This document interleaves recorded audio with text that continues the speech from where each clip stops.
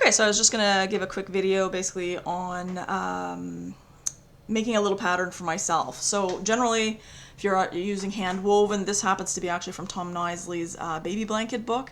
I'm doing some shawls or lap blankets for people in hospice for a donation there, and I thought this was a really kind of cool thing. Now again, I've adapted it, so obviously this one obviously calls for cotton. The hospice wanted us to use acrylic, for example, right? But I like the pattern, so I thought I would just kind of use it. But the problem I found that when I look at these things and I start to do the threading, I forget about the repeats, and at some point that there's a threading error. So what I've done is I usually take whatever pattern I've got here and I translate it for myself, and wherever I know I'm going to screw up, I obviously try and prevent that. So if I show you here, okay, so I've got like twill plaid blanket here.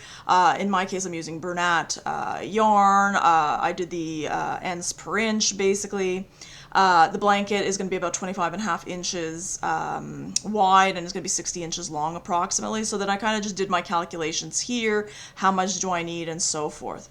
Then I've got the threading. So I don't know if you're going to be able to see, probably not. But basically, originally I was supposed to have navy blue and beige. It's in the end I actually have black and beige, the actual yarn.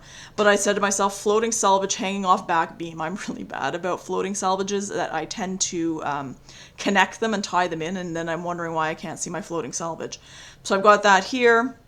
Everything that's in dark, and it's all 1, 2, 3, 4 basically, and then you've got the light here, which is supposed to represent the beige threads. And then basically I just, as I go through these 8, because it's 8 EPI, which is on my sectional, each sectional will have 8 threads per inch basically, and so I've just checked them off as I go along in that proper order. Okay, once that's done, obviously I put all those threads through the heddles as well. And then basically I look at the tie-ups, right? So according to this one here, you've got the tie-ups. Harness 1 for me would be basically, treadle 1, it should be, would be harnesses 1 and 2. Treadle 2 would be harnesses 2 and 3, 3 and 4, and then 1 and 4, basically, okay?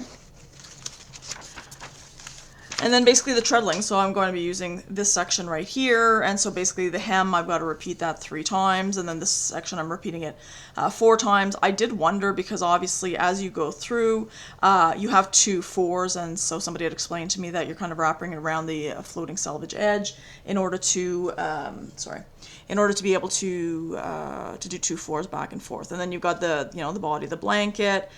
Here I'm going to start measuring because I want it specifically 60 centimeters. I just make little, notes to myself that are in addition to whatever the pattern happens to be, okay?